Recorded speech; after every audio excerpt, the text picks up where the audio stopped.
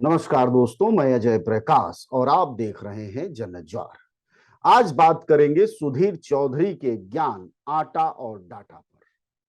सुधीर चौधरी ने कहा है कि भारत में आटा महंगा उतना नहीं है जितना कि डाटा महंगा है।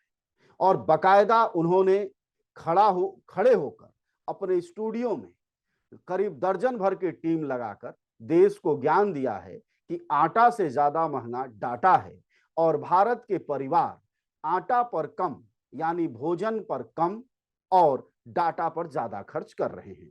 आइए हम उनके डाटा के जरिए उनके विश्लेषण को खुद समझते हैं। सबसे पहले आप एक तरफ स्क्रीन पर ध्यान दीजिए, लिखा है महीने का राशन 8,000 रुपए और राशन में गिनाया गया है 15 किलो आटा 450 रुपए, 4 किलो दाल 720 रुपए, 5 किलो चावल 200 रुपए, सब्जी 4,000 रुपए, दूध 2,000 रुपए, अन्य खर्च 630 रुपए। ये कुल जोड़ के सुधीर चौधरी के स्टूडियो में 8,000 का हुआ है। अब दूसरी तरफ देखिए जरा डाटा का खर्च। डाटा का खर्च सुधीर चौधरी के मुताबिक 11,170 रुपए का है। उस डाटा में मोबाइल रिचार्ज 1,000, OTT 560 और इसी तरह app, education app, fitness app और तमाम तरह की चीजें ये आपको बगल में दिखाई दे रही। इन आंकड़ों को देख आप समझ सकते हैं कि सुधीर चौधरी क्या इतने अज्ञानी हैं कि उन्हें आटा और डाटा का खर्च नहीं पता है। एक परिवार, इनका कहना है कि 5 लोगों के परिवार में जो राशन का खर्चा है वह महीने का 8,000 रुपया है। उसमें एक परिवार एक महीने के भीतर सिर्फ 15 किलो आटा और 5 किलो चावल खाएगा। यानी प्रति परिवार 50 ग्राम प्रत्येक समय, यानी सुबह शाम के भोजन में अगर आप आंकड़े देखें तो 15 किलो आटा आधा किलो प्रतिदिन के हिसाब से होता है। आधा किलो यानी 500 ग्राम को दो हिस्सों में बांटें तो वह 250 ग्राम होता है। 250 ग्राम 5 लोग एक समय आटा खाएंगे और 250 ग्राम एक समय 5 लोग आटा खाएंगे, यानी रात और दिन। बाकी 24 घंटे के भीतर सिर्फ 2 समय खाएंगे। बीच के समय में आज तक के स्टूडियो में जाकर हवा फाकेंगे क्योंकि वहां एसी बहुत चलता है। तो इससे आप समझ सकते हैं कि 250 ग्राम यानी प्रति वक्त कितना आया, 50 ग्राम आटा एक समय और 5 किलो चावल के हिसाब से प्रति व्यक्ति प्रतिदिन 33 ग्राम चावल आया। यानी 83 ग्राम चावल और आटा दोनों मिला दें तो इतने में खाकर एक आदमी अपना जो है वह 12 घंटा गुजारेगा, यह बता रहे हैं सुधीर चौधरी। प्रश्न यह है कि क्या सुधीर चौधरी पत्रकारिता के जाने माने नाम हैं? वह जैसे भी पत्रकारिता करते हों अपनी पार्टियों के पक्षधर हैं, सरकार के पक्ष में बोलते हैं और वह उस तरह की पत्रकारिता को ही आगे बढ़ाते हैं और उनके लाखों की संख्या में फॉलोअर हैं। तो जाहिर तौर पर पत्रकारिता वह जितनी भी गलीज करें लेकिन बकलोल तो नहीं होंगे, न मंदबुद्धि होंगे। बावजूद फिर ये गलत बात क्यों कर रहे हैं? यह जानकारी तो उनकी दाई दे देती, उनका ड्राइवर दे देता, अरे बाकी छोड़िए माली दे देता, कुछ नहीं तो उनके आज तक के दरवाजे पर खड़े गेट का दरबान भी दे देता कि साहब कितना खर्चा होता है महीने में। वह 83 ग्राम खाकर उनके गेट पर सलूट मार रहा है या कितना खाकर मार रहा है उससे पता चल जाता।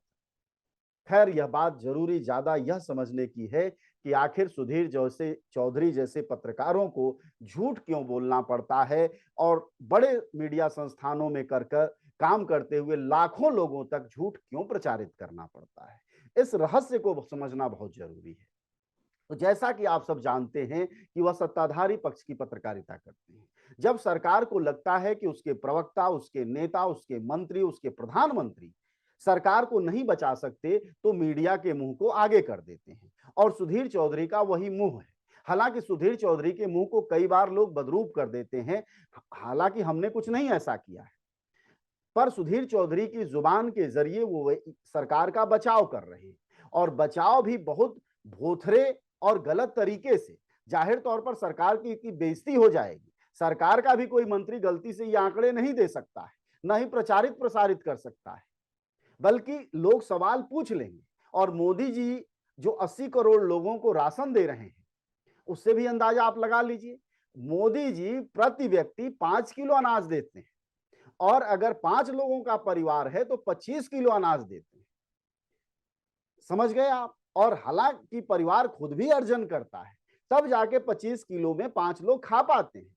लेकिन हमारे महामहिम सुधीर चौधरी के आंकड़े के मुताबिक 20 किलो अनाज बहुत है एक आदमी के जीवन पोषण के लिए। ऐसे में समझा जा सकता है कि पत्रकारिता का इस्तेमाल सत्ताधारी पार्टी और सरकार को बचाने के लिए पत्रकारिता के गिरावट की यह सीमा सुधीर चौधरी जैसे लोग तय करने लगे हैं।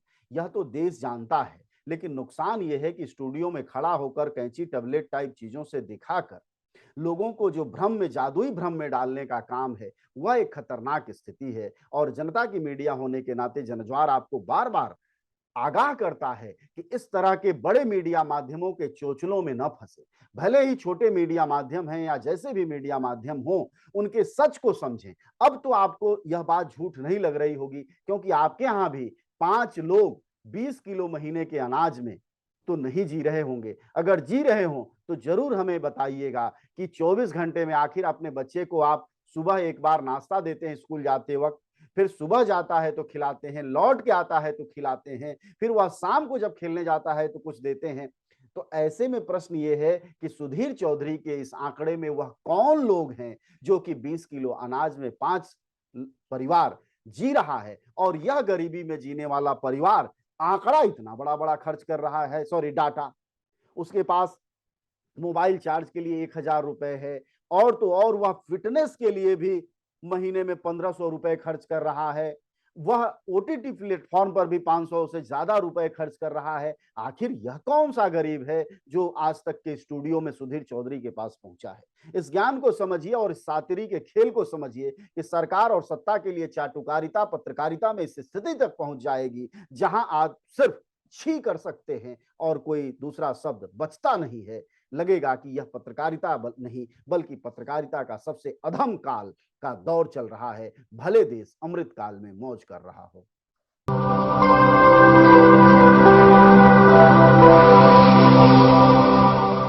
जनज्वार जनता की